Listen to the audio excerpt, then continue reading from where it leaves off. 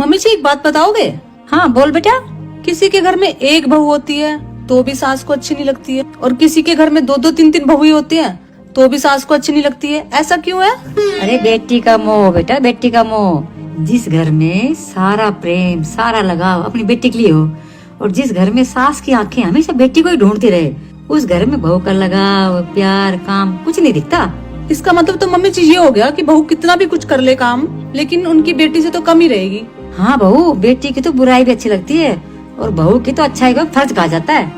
जिस घर में बहू से ज्यादा बेटी का मोह हो और जिस घर में बहू से ज्यादा बेटी की चलती हो, वहाँ बहू का अपनापन महसूस होता ही नहीं है, क्योंकि घर जो है रिश्ते निभाने से चलता है, न कि रिश्तों की तुलना करने से। बात तो सही है। याद रखना बहू, जिस घर में सास का प्यार बेटी के लिए हद से ज्यादा बढ़ जाए ना, उस घर में बहू सास को कभी भी अच्छी नहीं लगती, चाहे वो बेटा एक हो चाहे चार हो।